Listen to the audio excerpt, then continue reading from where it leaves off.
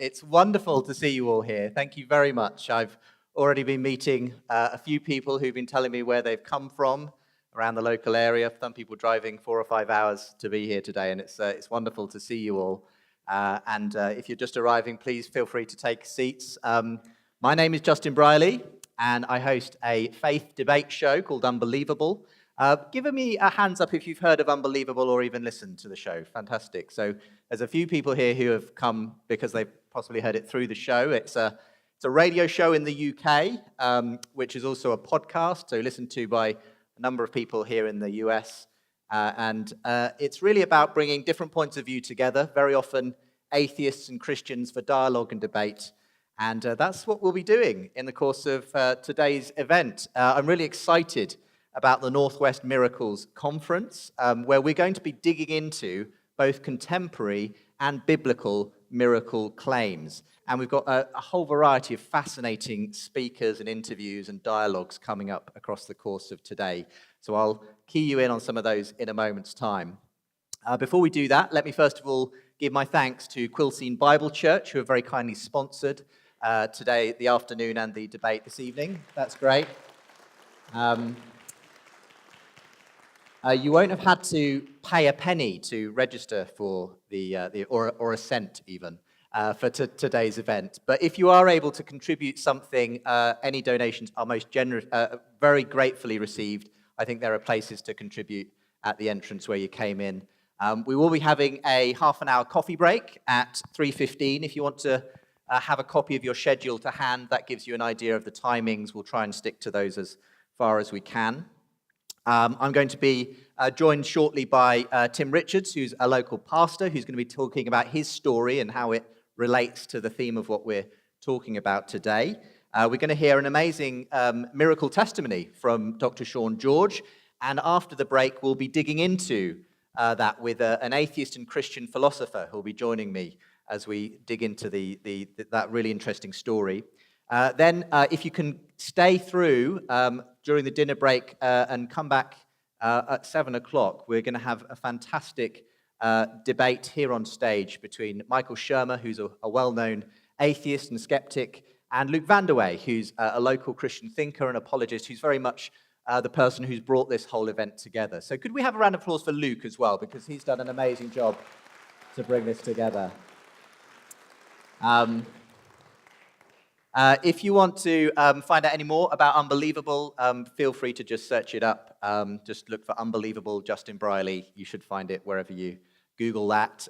You can tune into the podcast. You can find the book, which is my story of the show and my case for Christian faith. If you sort of keep tuned in as well, you'll hear about further events that Unbelievable's involved in here in the States. Coming up later in the year, we've got an Unbelievable conference scheduled for October down in California. So if you're interested in that, look out for more details of that in due course. There are ways that you can get involved across the course of this afternoon and this evening. On your sheets, you'll find a text number. You can text your questions in. Especially, we're encouraging you to do that as we hear the testimony of Dr. Sean George. If you've got questions that I can bring to Sean after he's presented, that would be great.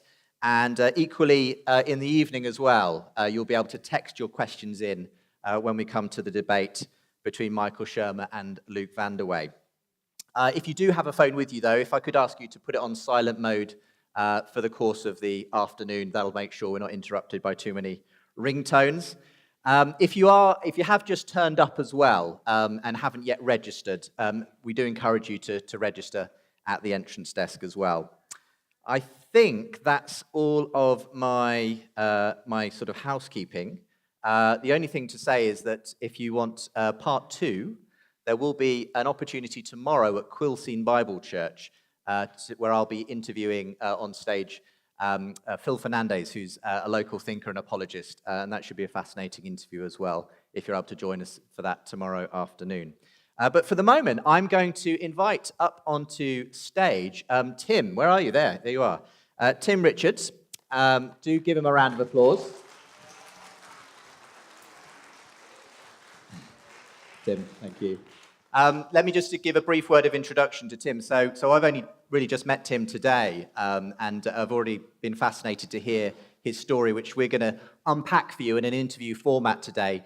And you'll find out that Tim is a local pastor now, but that he took a break from being a pastor for the best part of 20 years. And we're gonna hear that story now. So if you would take a seat, Tim, and we'll hear your story. So, Tim Richards, you are pastor of a local church. You want to tell us what that is, where you're a pastor at the moment? So I'm currently the lead pastor at Dungeness Community Church, about 5 miles out of town, and have been there for the past 3 years. Fantastic. You've got a really interesting story, though. You more or less grew up, as I understand it, in a Christian environment, but you went through a significant period of doubt. Now, that's the very short version of this. Take us back to how things started out for you, your initial kind of startup in ministry and so on, and what led you to this very intense period of searching and doubt. Yeah. Well, as you said, I grew up in a home that was filled with faith, a very strong Christian background. And I think from a very young age, I had an interest in church and ministry, that sort of thing. After I finished high school, I went to a Christian college and was preparing for ministry. Got out of college, got married, went on to seminary, did my graduate school there.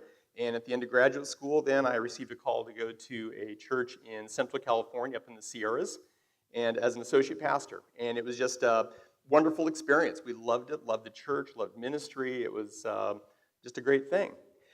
My problem began in the course of some counseling that I was doing, a situation that I ran into, a number of situations, but one in particular with a person who had been through just some very traumatic, abusive stuff in their childhood. The problem was that the nature of it made it hard to determine sometimes what was true and what wasn't true. And I'm a guy that likes closure. And so being caught in this situation where people are in such deep pain and yet not knowing what was true, not knowing sometimes how to bring my faith to bear on it, this one night I'm awake, I'm thinking about all this stuff, and suddenly this thought goes through of, well, what if none of it's true? I mean, none of it. God, Jesus, any of that stuff isn't true. And I thought, well, that's ridiculous. I know better. I've got my graduate degree. I know all these answers. But I couldn't get away from that nagging thing. And that actually, over the next 2 years, pretty well owned me. And this was while you were in ministry? While I was in ministry. You were heading up a reasonably large church at this point. Right, which presents a little bit of a problem if you're a pastor and you're doubting God. I've said that during that period, I never said anything that I didn't believe, but sometimes it had taken me all week to get there to where I could say it. Right. Finally hit a point where I just realized that one of the tensions for me was the question in the back of my mind was, are you trying to hold on to what you believe because your paycheck is tied to it, or because it's what you really believe? And I finally concluded the only way I could really answer that fairly for myself was if I detached my paycheck from it, which meant resigning from my position. Wow. And that was a pretty scary step. I didn't know where I was going to do, what I was going to do next. We did own a home in California. Everybody knows that if you sell a home in California, you make a lot of money, unless you happen to sell during the one downturn in the California housing market, which we managed to time perfectly. And so we moved to Sequim with a house that we couldn't sell. I didn't have a job. I didn't have any plans. I did have a wife and 3 children. So we ended up living in this little cabin on the back of my in-laws' property, 750 square feet, with cold water and a toilet you carried out 3 times a week. And I saw a photo of it today, and it looks a bit like that movie, The Shack. That's have that in your mind. That's kind of the same thing. Yes, yeah. Shack is actually a generous term for it. And so we were there for 2 years. And I said if I had a banner I could have carried with me for those 2 years, it would have been failure. I felt like I'd failed my family, I'd failed my church, on every front I felt like I had failed. But a big part of that journey was to say, okay, God, there's no paycheck attached now. Are you really there or aren't you? Okay, so take us through how you started to put the pieces of the puzzle back together again. Yeah. If you ever heard me talk about this issue, I always talk about what I call the faith puzzle. And I think about it because when you get to a jigsaw puzzle, it just looks like a mess. It's like there's nothing there. It makes no sense at all. But anyone who's done a jigsaw puzzle knows that the first thing you do with a puzzle is you start looking for corners. Because if you can find the corners, you've got some anchor points to begin building the rest of the puzzle. And for me, the anchor points in the puzzle that I felt would help me figure out, well, what is the picture and is God part of it? Science was a big part of that, really a starting point for me. Is there any evidence for a God of any sort if we think from a scientific point of view? History was another corner piece for me, particularly as it related to the New Testament, as it related to the claims of Jesus. Because if there is no credible witness for Jesus, and if he didn't rise from the dead, well, then I can at least take Christianity off the board if I don't know anything else. Philosophy was a big part of that as well. Just thinking through the whole issue, and the biggest issue I think you deal with in faith is the problem of evil. And when you get to things like philosophy and the problem of evil, one of the things I began to think about was, well, there's also this problem of good. Because the very fact that we think there's a problem with evil means that we have some sense that there is such a thing as good. That allows us to think something is evil. And if we're just the result of a mindless universe, where do we get the concept of either one of those things, good or evil? When it came to history and the case for the New Testament, I won't go into all this stuff, but if any of the books that Lee Strobel has written are really good entry points for thinking about this. He's written a book called The Case for Christ, The Case for Faith. If you're interested in that kind of thing, I'd recommend any of those as a good starting point. And then the fourth piece for this was experience. It's one thing to have a philosophical, scientific, historical framework to say, yeah, I think that there's a reason to believe there's some kind of intelligence. I think there's a reason to believe that Jesus was who he claimed to be. But really, it doesn't matter a whole lot if you've just got a theoretical construct, if there isn't any opportunity for a personal connection with that God, whoever, whatever it is. And so that's where we get into the whole, experience miracles, of course, becomes a big part of that. Yeah. So you had your four corner pieces, let's say, of the jigsaw, these anchor points. So just run us through them again. History, science, philosophy, and experience. Was it? And so in a sense, did you find in that 2-year sort of searching period that you were finding enough to sort of begin to re-anchor aspects of your faith? Yeah. Beginning with science for me, that seemed like the really neutral ground to start from. There's no religious bias when you're talking about science. Well, I'll say that with quotes because there certainly can be a bias. But what are the things, what are the evidences for intelligence behind the world? And I think that one of the reasons we struggle sometimes in thinking about these issues is there is a guiding principle in science called methodological naturalism, which says that if you're going to create a theory about the way the world works, you need to develop that theory based on natural processes that we have access to, that you can replicate in a laboratory and show over and over again. And that's fine. It's been defined. I'll throw up this. If you want my full story, there you go. The faith puzzle, there's a shameless plug. Stephen Meyer has said that methodological naturalism is that a theory must explain all phenomena by reference to purely material, non-intelligent causes. And I would say that is basically a good rule of thumb.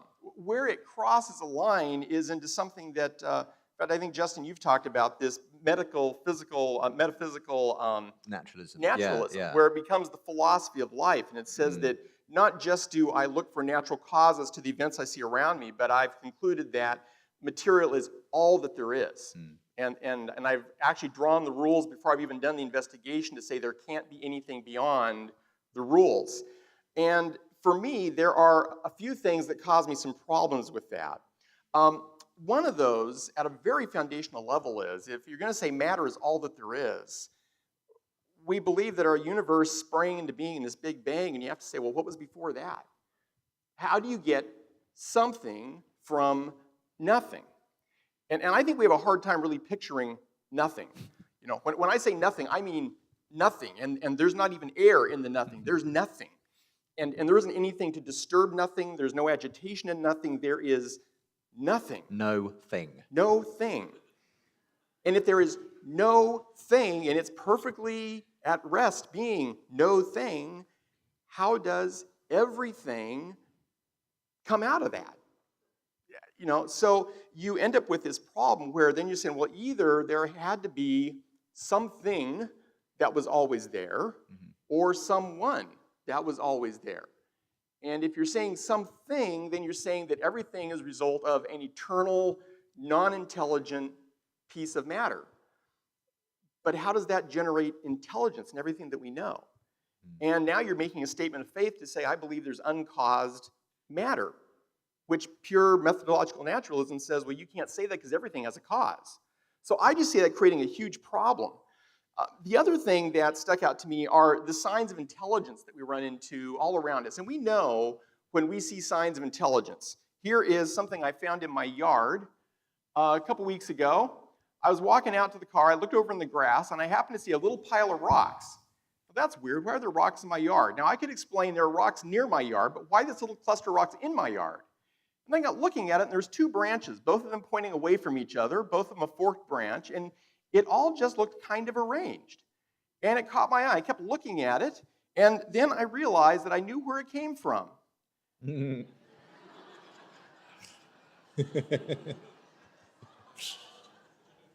There was a reason why there was that arrangement of seemingly random objects out there, and it's because there had been an intelligent cause behind it. Somebody had built a snowman. Now, if I did the same thing, but I found this laying in my yard, I would be even more intrigued because this looks really arranged. I mean, there's like a pattern to this. And whenever I see a really strong pattern, I begin to ask myself, well, does that pattern tell me something, or who made that pattern? What's the cause of it?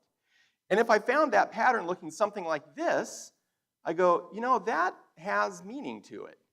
That has significance. And if I was a radio operator, I would recognize that was Morse code, and it would lead me to something that I think shows just as much intelligence. That stands for 3 letters, DNA. Bill Gates said that DNA is like a computer program, but far, far more advanced than any software ever created.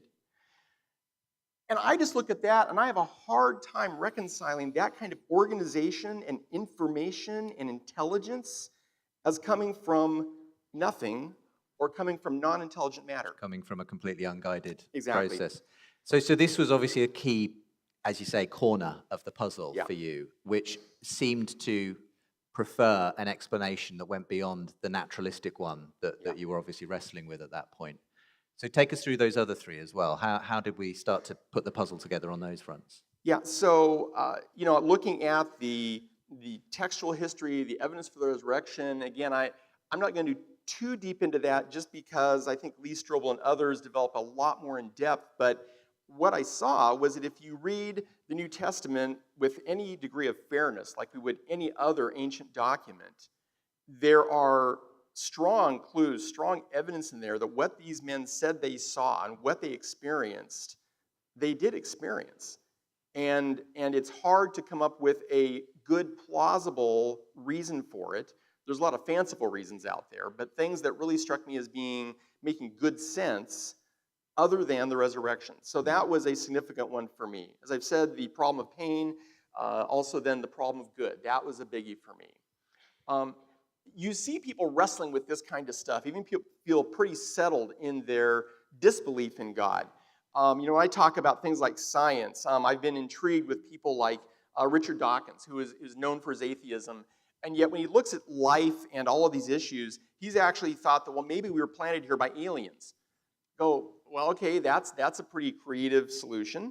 Other people come up with the multiverse. Maybe we're just one of a lot of, this universe-generating machine, but no one answers where did the universe-generating machine come from. So the problems are real, and when you look at the philosophy, the history, that kind of stuff, that stuff strikes me as very real and plausible as well. Once you're willing to say, I think there is a God, there is an intelligence, then I think you're ready to take the next step and say, has he revealed himself in history? And in a sense, you had put your life on hold up to this point, kind of to give yourself the time and space to investigate this. You didn't want to just be someone who believed it kind of because the Bible tells me so, or just because someone else told me. You had this sense that you had to investigate this. Was there a point at which you felt, okay, I've got enough of the pieces of the puzzle in place now that I can start to give myself permission to believe in that sense, to have faith again? I think that was one of my challenges, was you can be a skeptic for so long that you block yourself from coming to a conclusion that would imply faith. Skepticism is an easy way to try and protect yourself from looking stupid. As long as I treat everything else as stupid, then I look smart. That doesn't mean everything else is stupid. But it leaves me in this sort of nowhere place of I don't believe anything. Well, I think there is something to believe, and at some point you have to come to a conclusion and move forward. C.S. Lewis, he's got a quote. I'll see if I can jump to it here.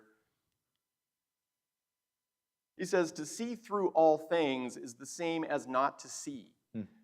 That's what I find skepticism does sometimes. You find the person that forever is picking apart and seeing through everything, and eventually there isn't anything. And yet we know there is something. And so for me, all of these pieces were coming together, but I think then you do come to this issue of experience. And does God invade our lives in any way that's meaningful? And that was the final piece, as it were, that needed to come into position.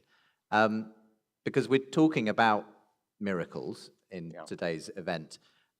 That can obviously, there's a whole range of phenomena which might come under that umbrella term. And many people talk about the miracles of the everyday thing. Not many people can say that, this particular, I was raised from the dead, though we've got someone here who does claim that. Yeah. What for you might, in your story, constituted that kind of personal experience, that kind of sense that maybe God is trying to reach me in some way beyond just these, if you like, intellectual aspects of the faith? Yeah, it would be a simpler story for me if it was just, Dr. George's story, I was dead and then I came back. That's pretty clear cut, although that's incredibly fascinating. You'll get the full story later on that one. Mine wanders a bit more, but it was very meaningful. And I'll try to give you the really short form. In the midst of my angst, and this before I actually left the ministry, a friend of mine put me in touch with a guy who just had a very deep prayer life, and he felt that God often spoke to this guy, revealed things to him, prophetic words, if you will, which frankly I was incredibly skeptical of. And there's a whole story behind that. But I also was at a point of saying, well, if there is any kind of a God, and if he's got anything to say, this would be a great time for you to show up and say something. And so my wife and I, Burnett, we met with this guy. I wouldn't even tell my church where I was going. We just went away for a weekend. It's like they're going to think I'm a madman. But we met with this guy. He starts praying with us, and he begins to share with my wife that he felt that God was going to bless us with another child. And you had 3 already at this point? We had 3 already, and we weren't looking for another one. Okay. And I admit, my first response is, well, A, that's not going to happen, and B, you're going to drive my wife into the funny farm because she was totally stressed out with 3 kids. We don't need 4. But I figure, this is probably your stock prophetic word for young, fertile females, So this is where my mind is at. This is how much faith I have, right? And there were some other things he shared with her. He said, you should be collecting your boxes because you're going to be moving soon. I'm thinking, well, you probably figure out we're in crisis. A lot of people move when they're having a problem. That's where I meet with you. So, okay, lucky guess number 2. But sorry, dude, we're not moving. That's not the reason for being here. And what do you mean collect my boxes? So I kind of push all that aside, and he starts talking to me, and he says, I really feel God's called you to ministry. Thinking, well, I'm Mike's friend. I got short hair. You probably guessed I'm a pastor. But he said, but God may not always keep you in ministry. He is going to bless you in some areas of ministry, but that's to free you for ministry. I'm thinking, whatever that means, because I had no intention at that point of leaving the ministry. I was fully committed. And anyway, some other things he shared with me that were intriguing, but I pretty much was not buying any of it. And we left. And my wife on the way home, she says, what do you think of that? And I said, I don't know what I think of that. There's nothing there I plan to try and make happen, and I don't know if any of it's true. And that's where we left it.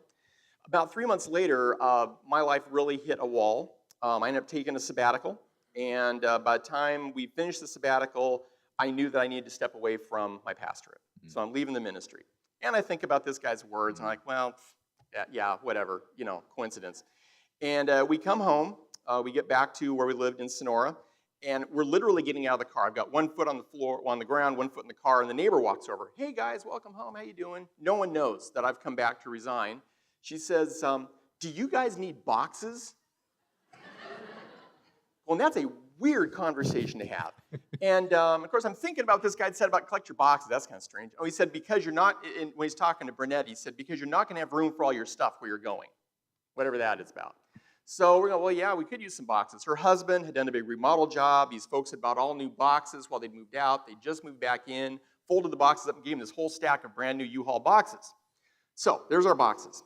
So we get moved back to Sequim, and as I told you, we end up in this little tiny cabin. All of our stuff goes into storage for 2 years. Now, that's kind of interesting. Here I am, out of ministry, trying to get a business started, all my stuff in storage with my boxes, but I'm not buying it. I just couldn't let myself go there. And I'm working through all this other stuff, and this is all kind of mounting up, and finally this one day, I'm waiting, I get up, and the phone rings, and it's DSHS. Okay, we're flat broke at this point. I figure, I know what Burnett's done. She's gone and got food stamps, and she doesn't want to tell me. And I said, hey, honey, here's the phone for you. She says, oh, you have to go outside. Really? Well, when you live in a tiny cabin, if you want privacy, you have to go outside. So I went outside, and she talked, and I came back a little while later, and she met me outside in the orchard, and I said, so what was that all about? Did you get food stamps? She goes, no. And she says, I have something I need to tell you. I think we know what's coming. Okay, guys, we know how babies are made, okay, and we were trying really hard not to have one. I don't leave it at that. I just began to weep.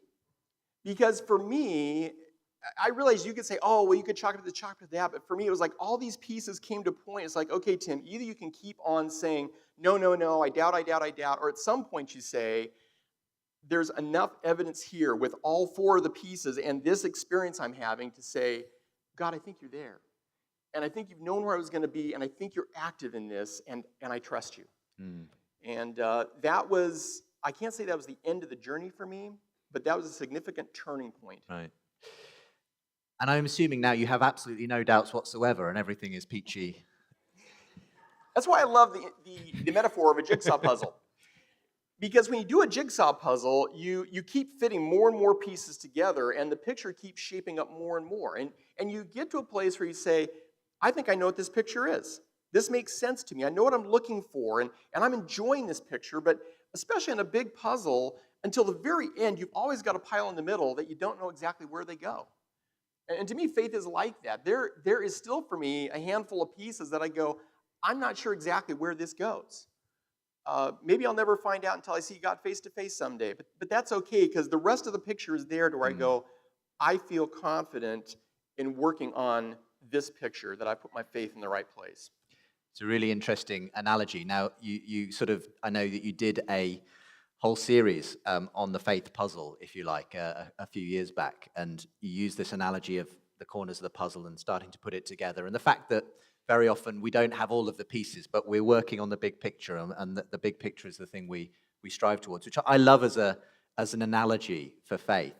I know, though, that there was a specific moment. It's another really interesting story in your journey where you came into contact with a particular piece of that puzzle in a kind of unique way. Do you want to just quickly tell us about that? Yeah. So when I did this series that's on the faith puzzle, about a month before I did the series, my mom passed away very suddenly. She was 80 years old. And so on top of getting ready for this series and running a business, I'm trying to take care of cleaning up all of my mom's affairs, which meant, doing the big estate sale and cleaning the house out and all of that. And one night I was there by myself at her house doing some cleaning, and I was going through this closet and I found this little toy puzzle. It was a wood puzzle, and you know how you just have these moments? It was like at my mom's house, she's gone, it's cleaning out, and I just sort of have this sort of memory of playing with this puzzle as a kid. And so I just sit down and put the puzzle together. And I get the puzzle all put together, except there is a missing piece. And I search the whole closet. I cannot find the piece. And it was kind of interesting because I'm doing this whole puzzle talk, but I think, well, that's too bad. Never could find the piece. Well, after the sale, we clean all this stuff up, and there is tons of stuff. Has to end up going to the landfill. I rent the biggest trailer I can get. I pile this thing high with all this stuff that has to be thrown away. I take it to the landfill, and I'm unloading the trailer. And I've been thinking about some of this stuff on the way in. And anyway, I'm unloading the trailer, throwing stuff out, and just tons and tons of papers, and you name it. I get all the way done. I'm sweeping the trailer out. And something green catches my eye. It's the one piece I was missing to the puzzle.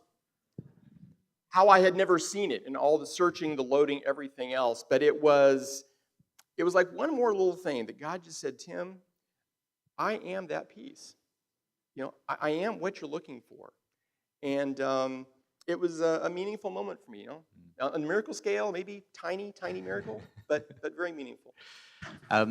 You'd been at this point on a break from ministry and started a business, and for the best part of 20 years, as I say, you were kind of out of the ministry thing. But eventually, not long after you presented on the faith puzzle, you actually found yourself being drawn back into church ministry. Yeah, the last part that guy had shared was that God was going to take me back into ministry someday. And over those years, I kept saying, well, when's that going to happen? How's it going to happen if I'm not sending out resumes? That's not your best way to find a job. And yeah, you really didn't feel clear to do that. And my wife, who has a great gift of faith, kept saying, just wait, be patient. I'd say, well, what's the difference between being patient versus being passive? There's a fine line there. But we're just kind of waiting, and I'm doing the faith puzzle, and suddenly the church we've been at for 20 years, Scott Culver, who is a senior pastor, decided that he was going to retire, and I thought that was interesting. I could maybe help do some speaking while they're finding the new guy. And then they came and asked if I would be the new guy.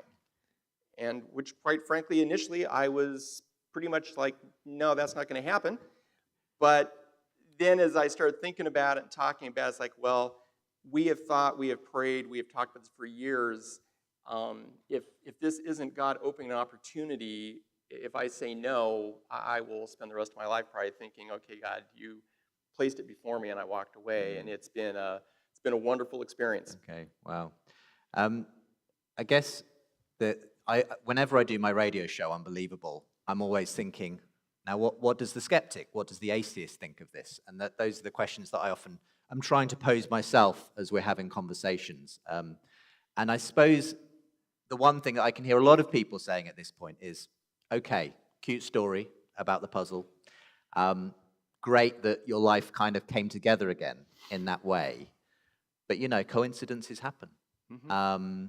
So how do you come down to the point where you can say, okay, I'm moving from simply saying coincidences happen, we shouldn't really trust that, there is some kind of overarching purpose to all of this, to the place where you can say, actually, I'm going to move into that different way of seeing life, that picture that I'm actually going to say, this is what I'm working towards, this is what I'm trusting in.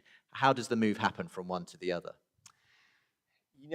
I think what it is that moves each person, I think, is pretty unique to the person. As I said, one of the traps that I think I got myself into was just being a skeptic for the sake of being a skeptic. You can always say, yeah, but. I don't care what point anyone makes about anything, you can always say, yeah, but. Just look at any court case. The most obvious criminals in the world get a defense attorney that if you listen to them, they'll paint a picture that makes you go, wow, maybe he really didn't do it. The smoking gun in his hand was kind of just a fluke. So at some point, you for your own self have to say, well, I've honestly looked at the evidence, and I think part of an honest look at the evidence is you have to say, have I drawn boundaries that are artificial? Like what we can do with science sometimes, where we say, well, my definition of science means there can't be a God. Well, that's an artificial boundary. As a boss, I have a policy manual for my staff. And policy manuals say, here's how you're supposed to do stuff. And I would say that's kind of methodological naturalism. It's the policy manual. Here's how we do scientific theories. That's great, and that's what you should stick to. Unless, as the boss, I show up and I say, I'd like to do something different right here. To me, that's what miracles are kind of like.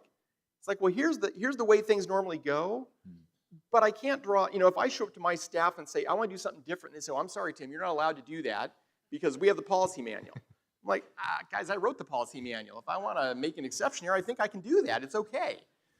So I'd say part of that is saying don't draw an artificial boundary that keeps you from taking an honest look at the evidence. Mm. And then at some point, I think everyone has to decide for ourselves, do I see enough evidence there? Has my experience drawn me to saying, I think there is a God, and if there is, how does my life intersect with that? What does he have to do with me?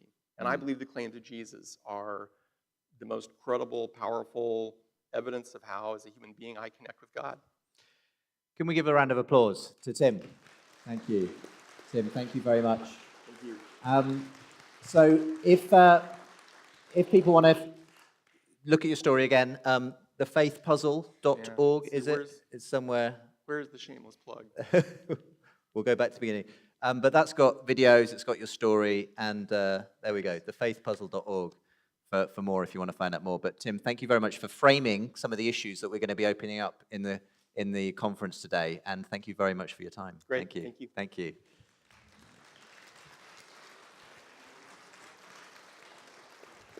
Great. Well, what a really interesting story of a journey into agnosticism and back to faith, and some of the issues that framed that for Tim. He'll be around, I think, in the break if you want to go and ask him questions as well. So what we're doing next is we're going to be looking at a contemporary miracle claim, and it's my great pleasure to welcome up to the stage Dr. Sean George. Sean, are you there? Well done. Yes, come up. Come up.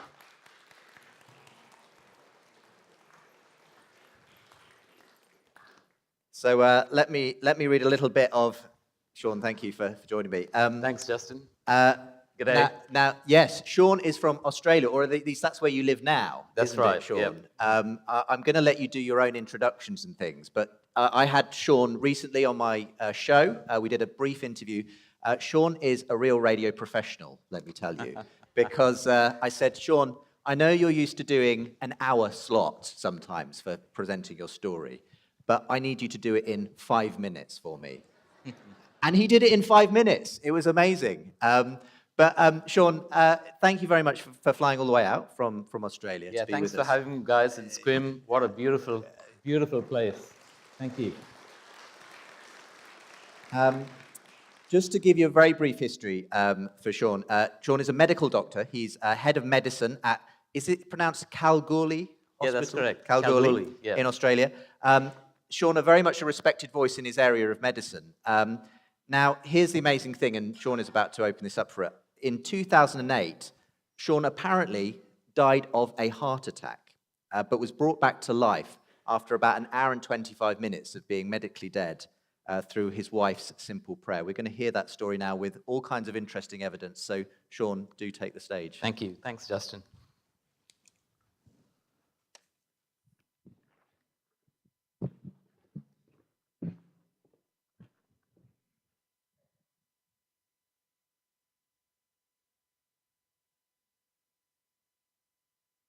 I'll just get some of the tech happening. It's always tricky.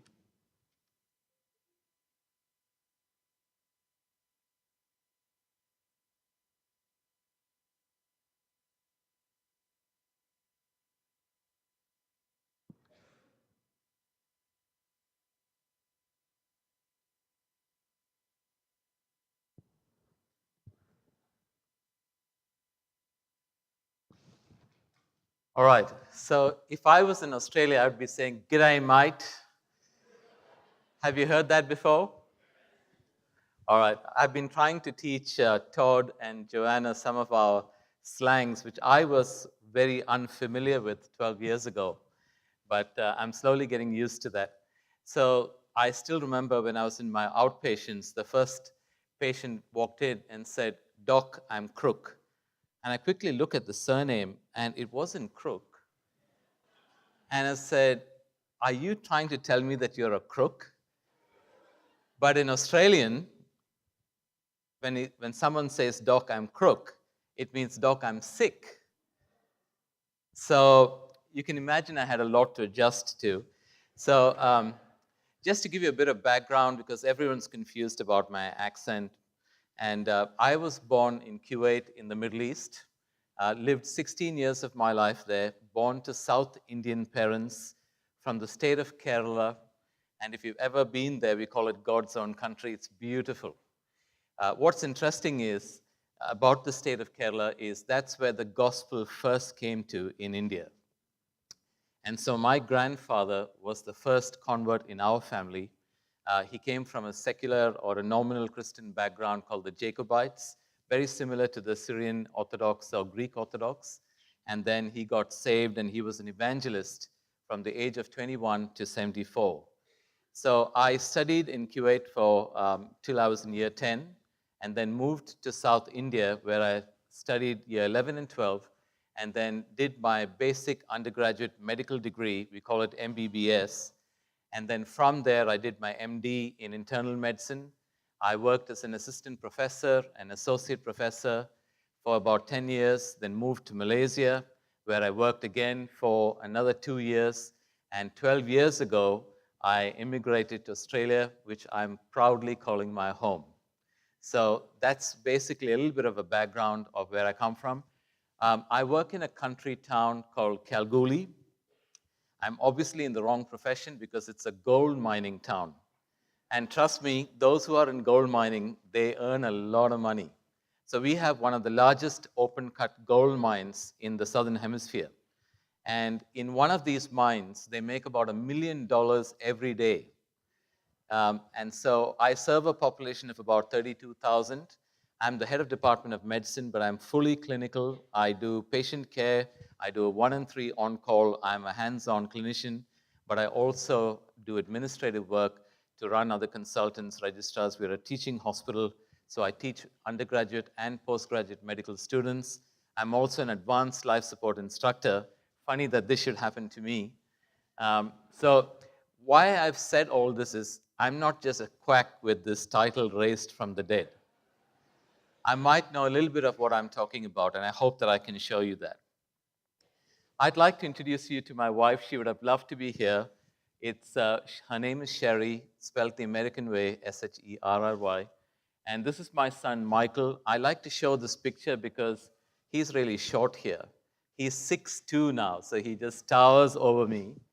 And this is Sherry's dad, Mr. Jacob, and he's part of the story. So Sherry and Michael send their greetings, and Mr. Jacob does as well. So I'm not sure how many of you have been to Australia. Can you have some hands? Okay, there's a few people.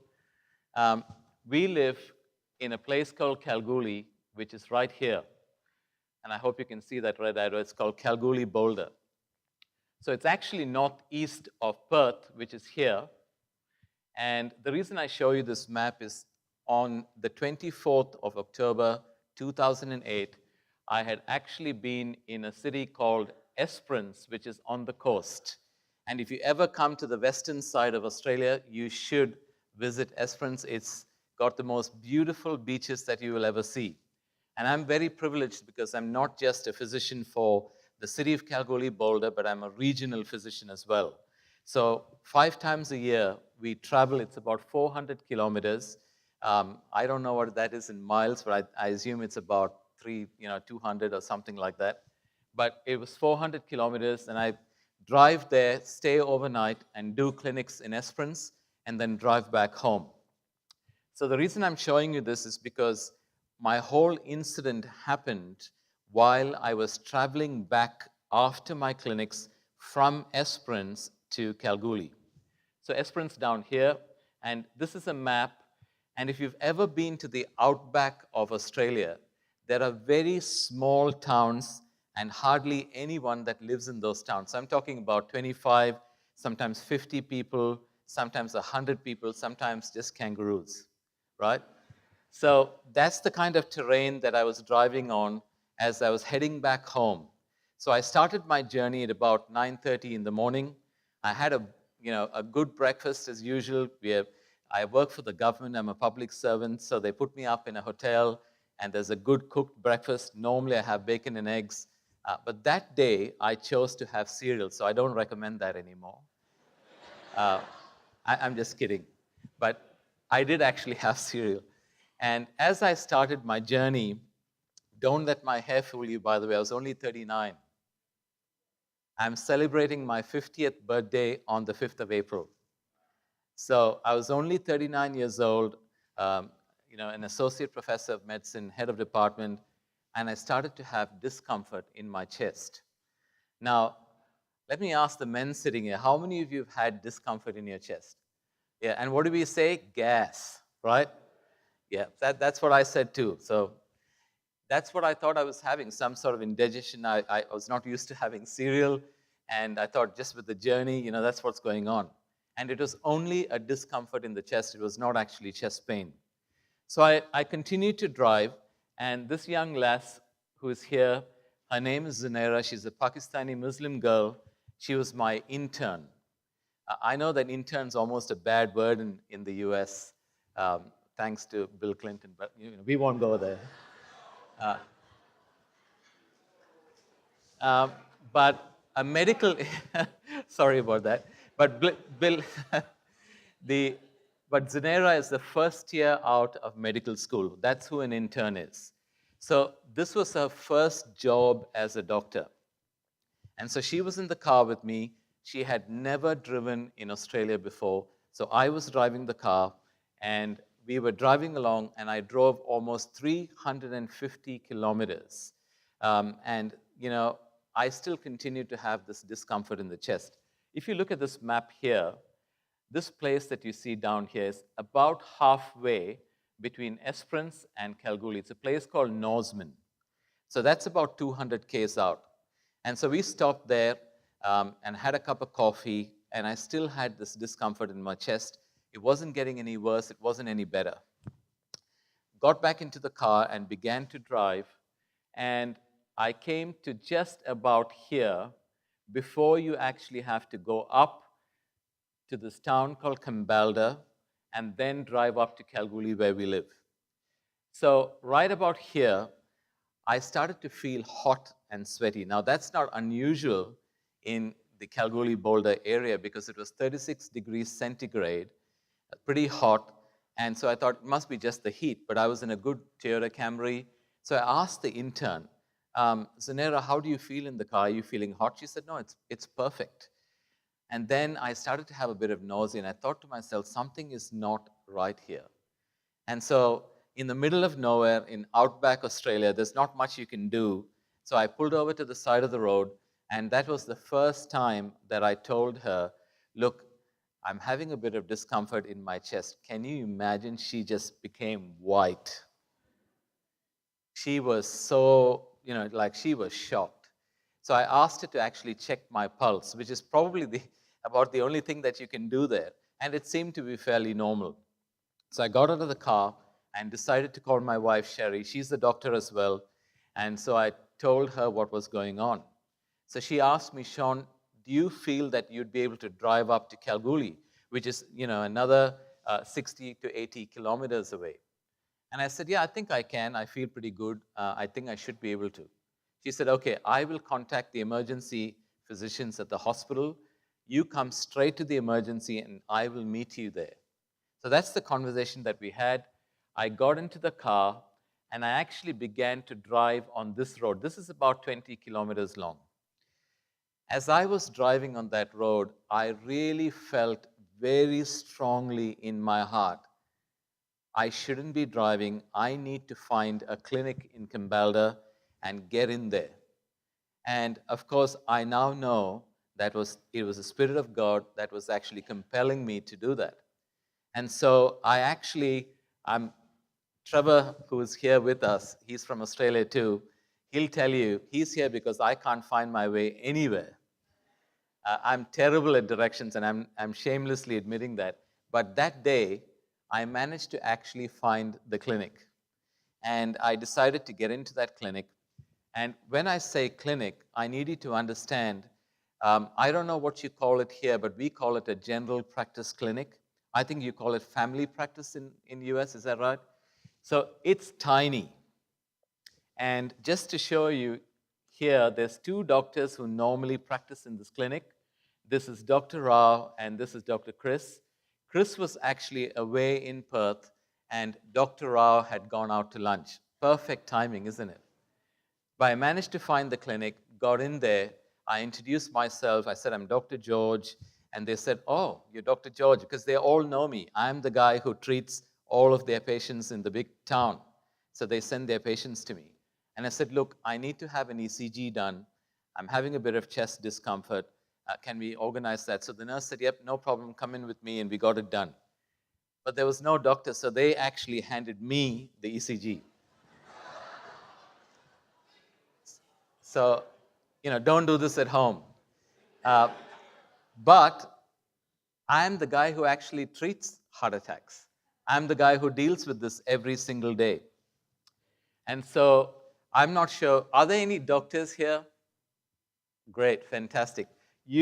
For those who are not familiar with reading ECGs, I'm not going to teach you how to read an ECG today, but just to tell you that if you look at these leads 2, 3, and AVF, you will find that this particular segment here is elevated. We call it an ST elevation myocardial infarction. What that means is I was having a heart attack in the inferior wall of the heart. Okay, so I looked at this and said, oh my God, I'm having a heart attack. And I said, please call Dr. Rao. I'm having a heart attack. Ask him to come from his lunch. And he was kind enough to come very quickly. It's a very small town. I think there's about 800 people who live in Cambalda. And so he came out pretty quickly, and he said, Sean, look, and I know him pretty well. He refers patients to me, and he said, look, Sean, you're only 39. There's no way you're having a heart attack. This is probably something from your esophagus. Let's move in to the next room, and let's do another ECG. I'll get you to lie down in the other room. And by that time, I actually started to have quite severe chest pain. A really severe chest pain. And I said, Rao, I know that I'm having a heart attack. Let's get something happening. And look, this is a small GP clinic. So they don't have most of the medications. They have a few emergency things that are part of the College of General Practice compels them to have a defib, have an ECG monitor, and a few things like that, but they don't have medications. They don't have the clot-busting drug, nothing available there. So he takes me across to the next room, and he asked me to lie down on that bed, and they hooked me up to the defibrillator. And within 8 minutes, before we could actually get the second ECG done, so they had the first ECG, and 8 minutes later, after I had laid down on that bed, I could see on that monitor my heart rate was going up, my blood pressure was going up, and I was like, wait a minute, I don't have any of these problems. Why is this happening? I was in severe pain. I was reacting to the pain. And then basically within 8 minutes, all of a sudden, while I was lying down, my heartbeat completely stopped. I had a seizure, and that was it. I went into cardiac arrest. Now, I'm not sure how many of you are medical. That's different from having a heart attack. A heart attack is when the blood supply to a particular area of the heart has been compromised and stopped. But a cardiac arrest is when your heart actually stops. There's no pumping of the heart or no pumping of blood from the heart to any part of the body. There's no breathing on your own either. So that's what a cardiac arrest is. And so immediately, Dr. Rao, my intern, and a couple of the nursing staff who were there, they began to do chest compressions or CPR. So by the time they could actually hook on the paddles of the defib machine, they noticed that I was in a particular cardiac rhythm called ventricular fibrillation. How many of you have heard of ventricular fibrillation? Oh, good. There's so many. That's fantastic. Have you seen these machines in your malls? Do you have malls in Sequim? Yeah, okay. So they're called automatic external defibrillators, AEDs. And that's to be used in this particular cardiac rhythm because rather than the heart contracting, it's just shivering like this. And the only way that you can actually get the heart to come back to pumping is to deliver an electrical shock. And what the electrical shock really does is it actually stops the heart and hopefully the pacemaker of the heart, which is in the sinoatrial node, will restart the heart with the normal rhythm. So that's the whole purpose of delivering a shock. Now, I'm going to have to educate you a little bit about this because that's not the only way that you have a cardiac arrest. There are different ways that you can have a cardiac arrest, but there are only two in which the electrical shocks are useful. One is ventricular fibrillation, and the second is called pulseless ventricular tachycardia.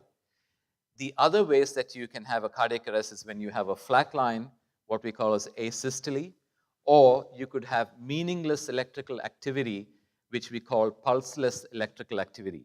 Now, in those two conditions, shocking a patient has got no benefits at all. And the machine actually, in an automatic defibrillator, decides whether this is a shockable type of rhythm or not. Now, just to let you know, when someone's in ventricular fibrillation, there is no blood supply going anywhere. And that's why even before delivering the shocks, often they do CPR to try and get some blood moving to the rest of the body.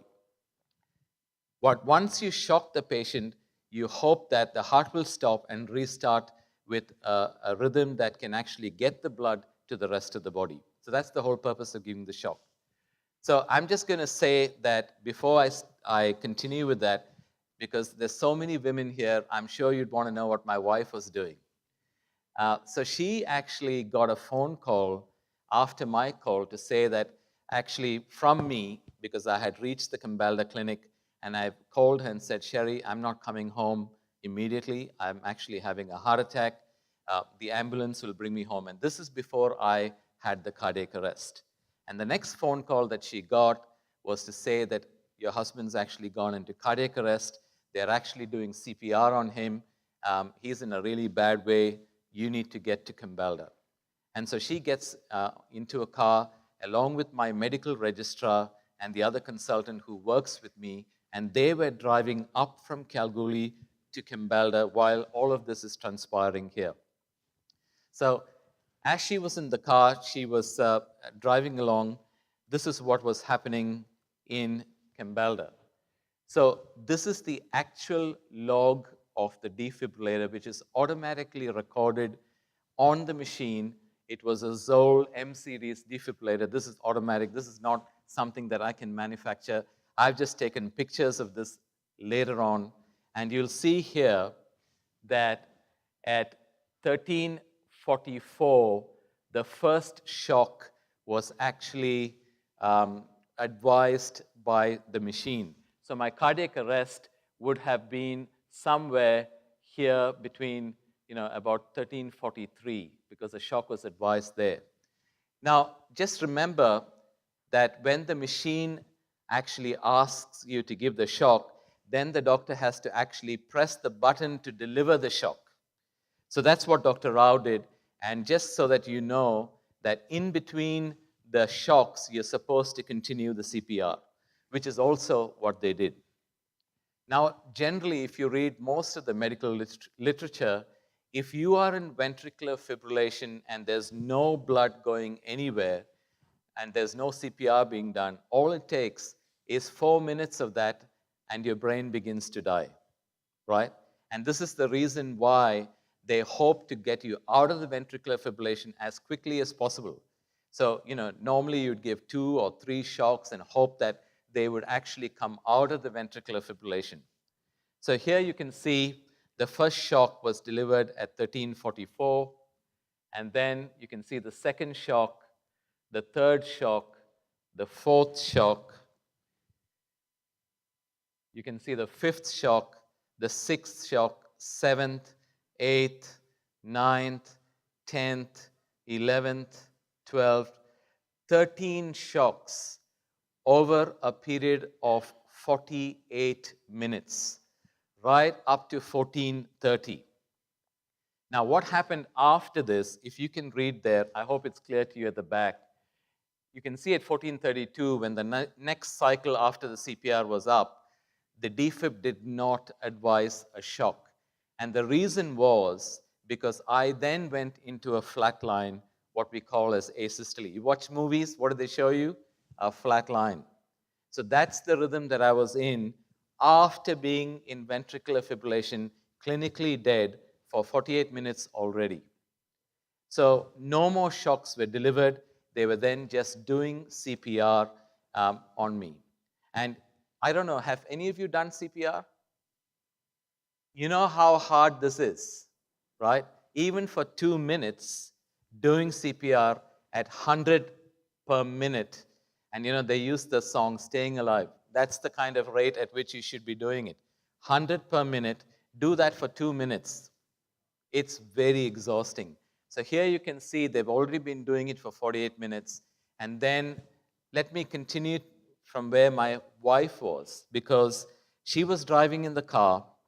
And before that, the emergency physicians from Kalgoorlie Hospital were asked to actually come to Kambalda because they are trained in this area. And so they were asked to come out to Kambalda by the medical director at Kalgoorlie Hospital. And so they actually came out, and they had reached a few minutes before my wife had. And by this time, the CPR had gone on for well over an hour. We're talking about 6,000 or more chest compressions. And still, I was dead. And so when the senior emergency physician, Dr. Steve Dungy, at that stage, he was over 25 years experienced. He worked at a big tertiary hospital in Perth, and he was doing a locum in Kalgoorlie. So when he had seen all that had happened, he had suggested to the team, look, guys, we know Sean's our colleague. You've done the best that you can. You need to stop the CPR. It's just too long. We know that his brain's going to be dead, and so we need to stop the CPR. But there was a bit of an argument between my intern. She was really distraught, and she said, look, Sean's wife is on the way. Why don't we at least continue the CPR till she comes? So they kind of had a discussion, and it was decided that they'd do another 2 cycles of CPR, and at the end of those 2 cycles of CPR, if nothing happened, they would stop. That was the plan. So my wife finally reaches Kambalda, and on the way, the other physician in the car was actually giving instructions on the phone to the intern, saying, why don't you try this next? Why don't you try this? Because she's just a junior doctor. And the other doctor is a general or family practitioner. So at the end of that, my wife actually reached there, and Dr. Dungy had done the 2 extra cycles of CPR. They'd given the last shot of adrenaline that they had, and then they decided to call off the resuscitation. So they had actually stopped the chest compressions, and all they were doing is they had put a tube down my throat, which is called endotracheal intubation, and they were just giving a bit of oxygen, but they had completely stopped the compressions on my chest. So Dr. Dungy comes out to my wife, Sherry, and says, Sherry, I'm so sorry. Sean is gone. You can go in and say goodbye. So you can imagine, the state that my wife was in. And while she was coming to Kambalda, she actually had a call from her father, and he said, look, I know you're a doctor. I know this looks really, really bad, but you go there and pray. God can do the impossible. So when she walked into that room, all the doctors, the nurses, everyone was standing back except the one who was actually giving me a bit of oxygen through the endotracheal tube. And she saw me. I was white. I know you don't believe that, but I was. And the ECG monitor was actually a flat line. She held my hand. It was cold. And she just closed her eyes. And in that moment, she just prayed a very simple prayer. She said, Lord, Sean's 39. I'm 38. We have a 10-year-old boy. I need a miracle. And the moment she said that in her heart, beep, beep, beep, my heartbeat came back.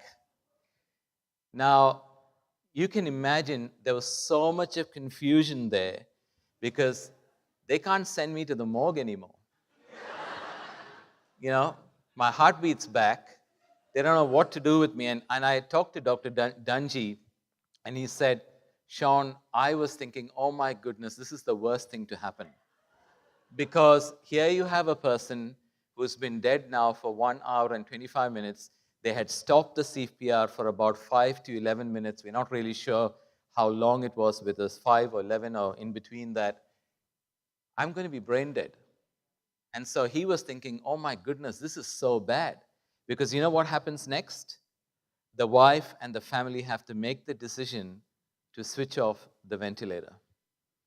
So he was thinking to himself, oh my goodness, this is the worst thing. But he had to then continue to resuscitate me. So I was deeply unconscious, and they moved me from there to Kalgoorlie via the ambulance. This is just a timeline to show you what actually happened. I started from Esperance at about 9:30. I reached the Kambalda clinic at 13:25. The first ECG was done at 13:34. I went into cardiac arrest at 13:42. The first shock was delivered at 13:44. 13th and final shock at 14:30. The ED physician arrived at about 14:50, and the last shot of adrenaline and CPR at 14:52. And at 15:07, when my wife prayed, my heartbeat came back. ROSC stands for Return of Spontaneous Circulation. That means I had a pulse and a heartbeat. So if you look at that, I was in ventricular fibrillation for 48 minutes, and the flat line, what we call asystole, for 37 minutes. A total of 1 hour and 25 minutes of being clinically dead. Oh, is that a wrong slide? No, it's not. I wanted to put this up because Trevor is here today. It was Trevor's wife who actually took this picture in their front yard, because as I was being transported from Kambalda back to Kalgoorlie on a 36 degrees centigrade day, there was a massive hailstorm. And I'll tell you what, that was the first time I've ever heard of a hailstorm in Kalgoorlie. There's been many after, but what that meant was they could not shift me from the rural outback hospital that I work in to the major tertiary hospital. So they managed to get me to Kalgoorlie Hospital, and there the emergency physician, Dr. Steve Dungy, said, he thought to himself, look, he's not going to make it. He's brain dead, but let me ask his wife whether I can give the clot-busting drug. Because normally, after such a long CPR, it's actually quite dangerous to give the clot-busting drug. You can actually cause hemorrhage, and if the person's not already dead, you could kill the person. But my wife said, I believe in my heart God's done a miracle. You go ahead and do what you need to do. So they gave me the clot-busting drug, and finally, at about 8:30 in the night, through the Royal Flying Doctor Service, they managed to get me to the emergency department in Royal Perth Hospital.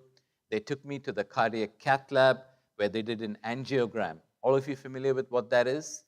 They put a catheter up your femorals, and they can actually see the arteries supplying the heart. So when they did that, I actually had a block in my right coronary artery. And that's the artery that supplies the base of the heart, or the inferior wall. So they opened up the block and put in a piece of plumbing. We call it stents. And so they put in a stent. And while they were doing this procedure, I had another 2 episodes of cardiac arrest. And that was also ventricular fibrillation. And they had to give me 2 more shocks. But each time they gave me a shock, my heartbeat came back. Now, I only found that out from the cardiologist later, that this had actually happened. And so finally, at about 1:30 in the morning on Saturday, the 25th of October, they finally got me to the ICU in Perth. Now, just remember, I'm still deeply unconscious. Now I'm on a mechanical ventilator. They have tried to cool down my body. We call it therapeutic hypothermia. They've given me nitric oxide to try and preserve if there's any brain function at all. The registrar comes to my wife and tells her, look, I'm really sorry. I know that his heart is there, but he's brain dead. It's going to be a matter of minutes to hours, and Sean will be gone. And she looked at him, and she's a doctor too, and she said, look, I believe God has done a miracle. My husband's going to walk out of here. And he got angry. And look, I'm a doctor. I shouldn't be saying this, but that's the truth. He actually got angry. And he said, you're a doctor. You should know better than that. And he just walked away, disgusted, thinking that this was going to be an easy conversation. But I actually survived through that Saturday. I was on 2 different drugs to support my blood pressure. And in fact, my blood pressure was still really low. The pH of my blood, which is really crucial for our cell functioning, was 6.9. The normal pH of blood is between 7.35 to 7.45, and it was 6.9. And I still survived through that Saturday. And on the Sunday, this is what I looked like. One of my very close friends had come to visit. His wife just could not bear to see me in this state, so he took a picture for her, and that's how I actually have this picture. You can see, you don't need to be a doctor to know how bad this actually looks. Look at the number of pumps that I had. My kidneys, which were normal before, had failed. My liver had failed, and they were expecting that my heart would stop at any time. The breathing was being done by the mechanical ventilator. So this was the Sunday, the 26th of October, 2008. And my wife gets a phone call from her aunt who lives in South India. And her aunt said, look, there's been a lady who has been praying for Sean, and God has revealed to her that tonight before you go to bed, Sean's going to open his eyes. Now, again, look at this picture. If I'm not already brain dead, I'm on all the drugs to keep my brain dead, with midazolam, morphine, so that you don't fight against the ventilator. So that night, one of my colleagues who is a pediatrician, her name is Dr. Christine Jeffrey Stokes, she came to visit me, and while she was at my bedside, you know how people try to talk to people who are unconscious? So she was holding my hand, and she said, Sean, if you can hear me, squeeze my hand. And I actually squeezed her hand in this deeply comatose state. And so she actually sort of got startled, and she said, Sean, open your eyes. And for a very brief few seconds, I opened my eyes. My wife was there. Dr. Christine was there. They immediately called the nurse. They called for the registrar. He refused to come. He said, you are imagining this is impossible. But you know what? They had to change their mind, because on Monday, I began to actually slowly move my limbs. By Wednesday, they were able to actually remove the tube from my throat. I was breathing on my own. I woke up, I looked around, and I said, oh, what am I doing here? Can I have a look at my ECG and my ABG? My brain, my friends, my brain was 100% normal.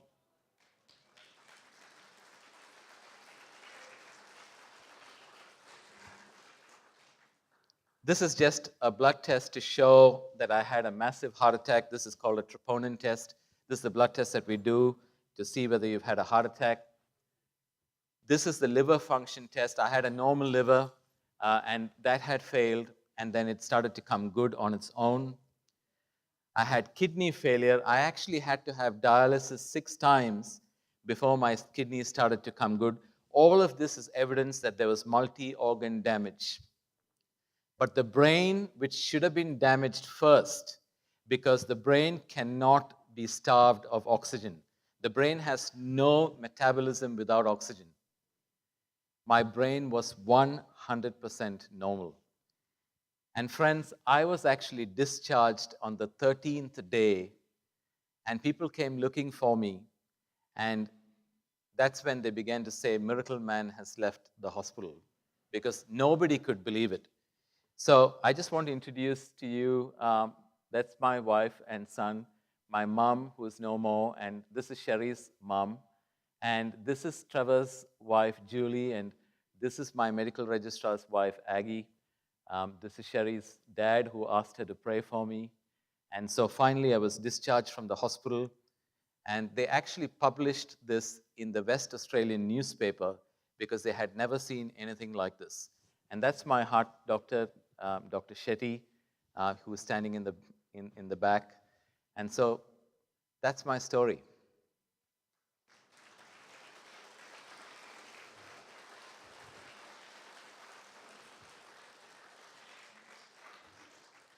Thank you. Wow. So that was pretty intense, wasn't it? It's an extraordinary story, Sean. Now, before I ask some questions of my own, let me repeat. If you look up on your order paper, you'll see that there is a number. If you want to text in a question, we've got 25 minutes or so for some questions. Feel free to do that, and I will be passed a sheet of paper or a phone or something, and I can read some of them off. But I've got plenty of my own questions to get us started, right. Sean. In a sense, it feels like one of the most extraordinary things about this story, quite apart from the nature of what happened, is that you are a doctor who is completely familiar, in fact, a leader in your field when it comes to these phenomena. Many people, if they claim to have had a miracle experience, they're often not in a position to really interpret the data, the medical, often not even in a position to get hold of the data in the first place. So in a way, your story is made all the more powerful by the fact that you actually were able to have the data and to understand it, obviously, from a medical position. So was that significant for you, that this was obviously part of that wider story?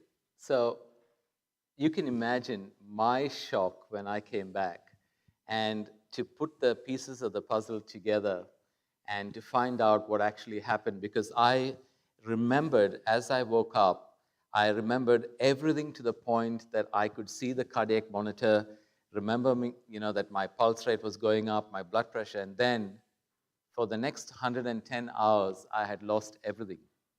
And then to piece what had actually happened after that, I was in absolute shock. How can this happen? This confronted me as a doctor as well. And so I took it upon myself to do a deep discovery on what actually happened. I went back to the Cambalda clinic. There were people clapping, and you can imagine. But I tried to piece together what actually happened. And yes, you're right. I'm in a unique position because this is my field of practice. And I'm a person who actually teaches advanced life support. I teach this stuff. And I know that normally, CPR is done for 20 to 30 minutes. And I know that the reason why we actually stop is if it's not going to bear any fruits, and if the patient is not going to come back, we know that the brain is dying, and it's often irreversibly dead by that time. So it was a huge discovery. It confronted me on many levels.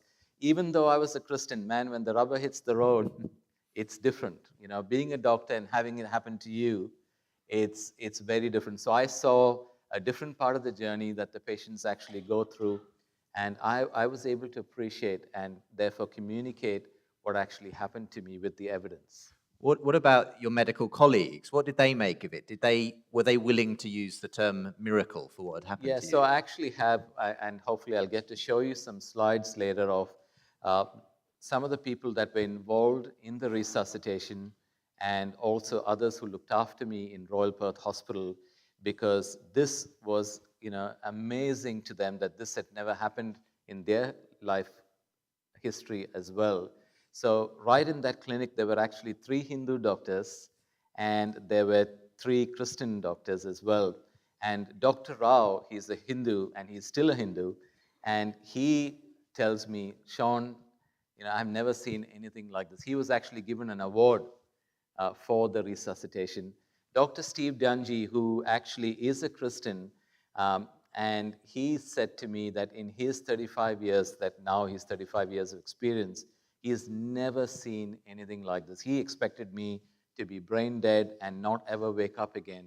And so he's very happy, and he's actually presented this at conferences internationally, and everywhere he's presented it, people have just like, what in the world is this? How can this happen?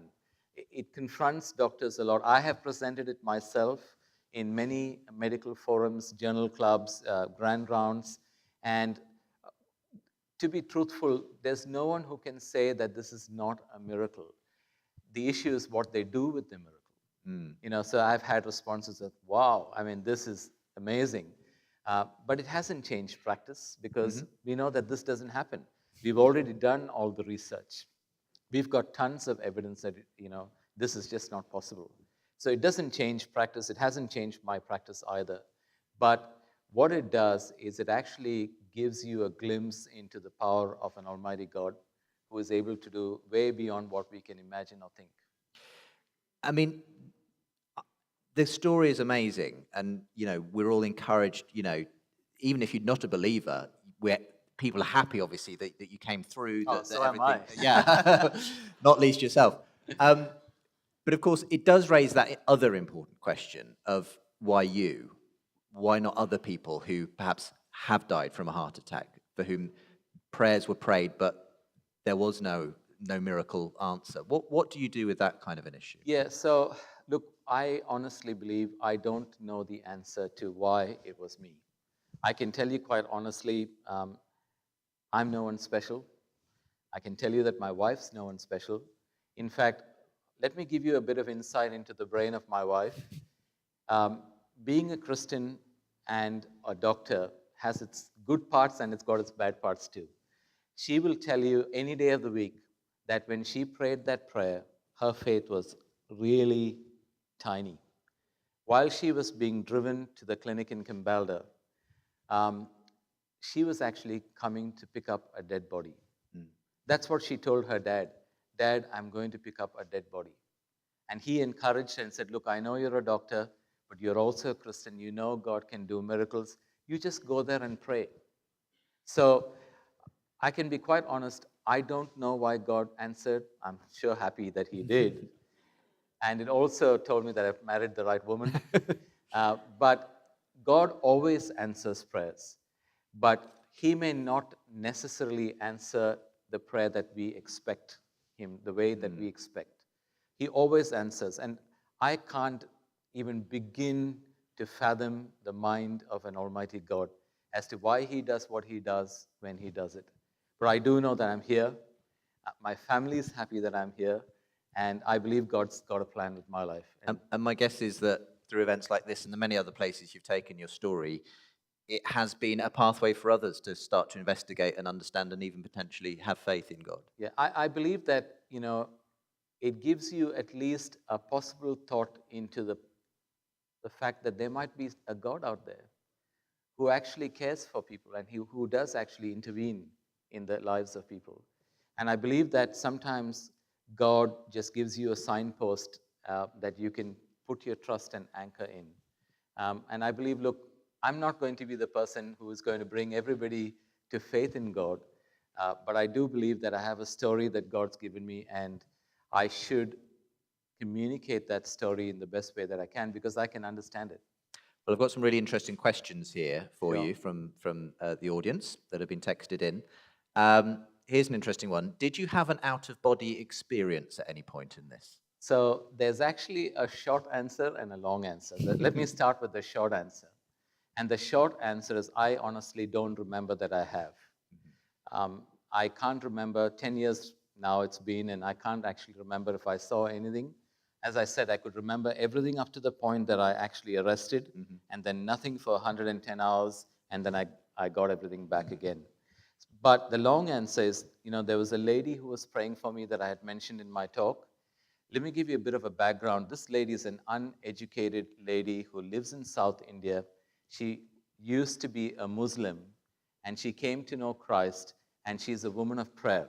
She's not educated. She's not a preacher. She's never left the country at that stage. But while she was praying for me, God revealed a number of things to her. Not just that I would wake up on that night, as I did. She also told me that I would be doing things like this. I mean, if you see the village she comes from, it's not things that she could drum up or imagine.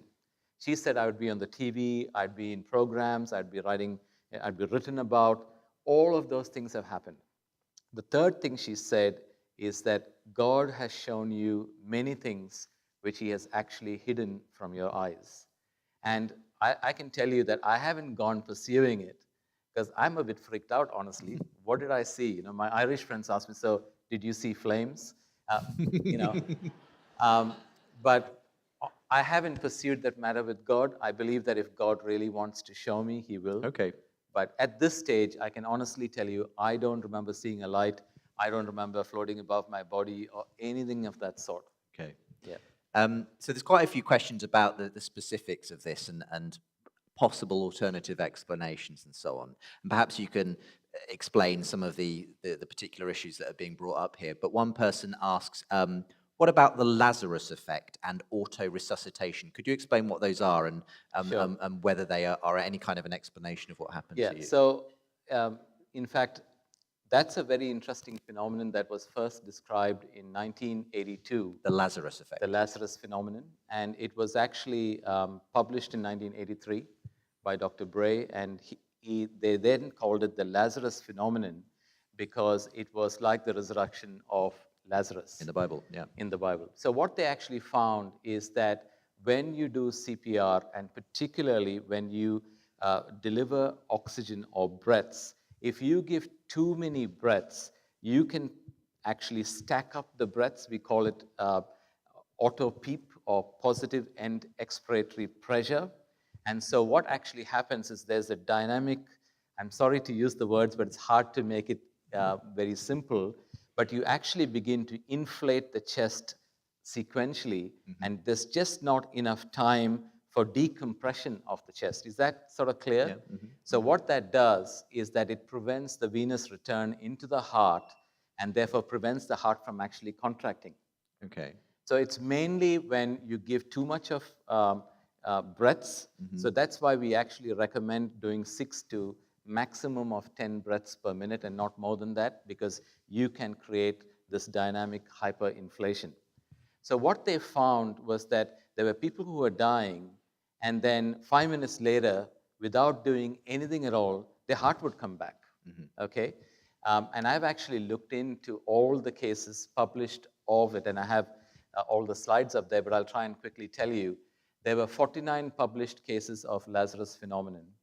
And what actually happened is they realized that this is how we now declare someone to be dead, is we don't actually declare soon after they're dead. We wait for about 5 minutes, and in some countries even longer, up to 10 minutes, before you declare someone to be dead, because they can have this dynamic hyperinflation. And so when they stop giving the breaths, that dynamic hyperinflation goes off, and blood can return to the heart, and it starts up again. But even the outcome of Lazarus phenomenon is absolutely horrendous. Most of the patients who have even come back, most of them die. In fact, the study which I quoted, which is the 49, which is the latest one that was released, only 11 of the 49 actually survived. And most of them had a very short duration of CPR. Right? In my case, what sets this apart is, first of all, they did not actually stop the oxygen at all. They actually, that was the only thing that they continued, was to give the oxygen. The only thing they stopped was the chest compression. Now that can help, but they hadn't stopped the actual oxygen delivery. The second thing is my CPR had gone on for such a long time, and then they had completely stopped it. And then my wife prayed, and the heartbeat came back. But even with Lazarus phenomenon, the positive neurological outcomes of that has been very, very minimal. And as I said, most of them is a very short duration of CPR. Okay. Is that clear? I think, Yeah. I mean, we'll have more opportunity after the break for both our Christian and atheist philosopher to quiz you on some of these issues as well. Yeah. But another person asks, what do you think is possibly the most plausible alternative explanation for your survival? Do you have one?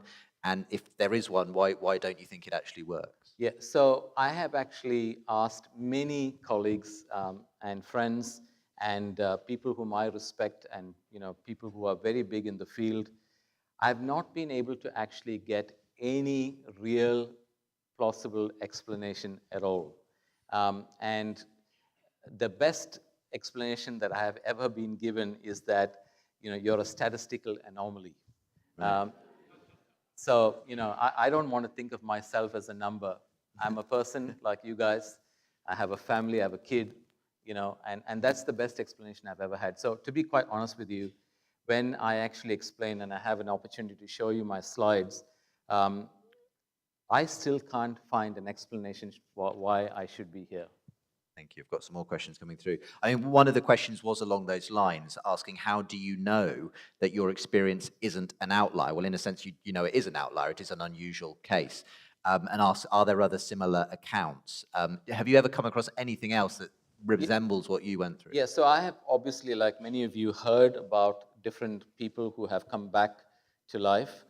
Often the problem is that we can't see the scientific evidence or the documentary evidence of it. Now, there are cases of prolonged resuscitation, which I'll be showing later. And in my research over the last 28 years, there are 9 patients who have had prolonged CPR who have come back to life with neurological functions being intact, but none of them had stoppage of CPR for this period of time. So that's where my story is actually different from others. But there are cases, and as I said, in the last 28 years that I have searched, there's about 9 patients who have come back to life after 60 minutes of CPR. And again, this is a very complex area because you have to try and compare apples with apples. And so there are things that we do now, like what's called as extracorporeal membrane oxygenator, which is basically doing the function of a heart and a lung. So you can actually keep the heart and the lung going as you would with a normal heart and lung. So that has, in some ways, improved the outcome of resuscitation as well. But as I said, in my investigation, right up to 2018, there are almost 9 patients who are similar, but none of them had stoppage of CPR for the time that I had. One of them had stoppage of CPR for like a minute when they changed from manual compression to a machine that does compression. There's a couple of questions that are of a similar nature here. One of them asks, couldn't this just be a rare instance aided by modern technology that's yet undiscovered by science? And another asks, how do you actually tell the difference between a supernatural miracle and something that's simply an extraordinary natural cause that you just don't yet understand? So in a sense, the question is, why do you attribute this to God and not some unexplained natural phenomena that we simply aren't aware of at this point? Yeah, so there's a few reasons that I think that this is a miracle. One, we've done a lot of research into resuscitation. And to be quite honest, if all the research is wrong, then we're in big trouble because often than not, resuscitation is actually stopped within 17 minutes on average, from what I understand from lots of the papers that I've read. In Europe, it's actually about 20 minutes. And so if all the research that we've done so far is wrong, then we should really be resuscitating people for a lot longer. And you don't actually see that happening at all because we have got all the research out there. There's, I wouldn't say we don't know about this or we don't know about that. I think what's very interesting, though, is to understand that you may say that we may find an explanation for this 100 years from now. The truth is, I don't live 100 years from now. I live right now. And I'm a real doctor.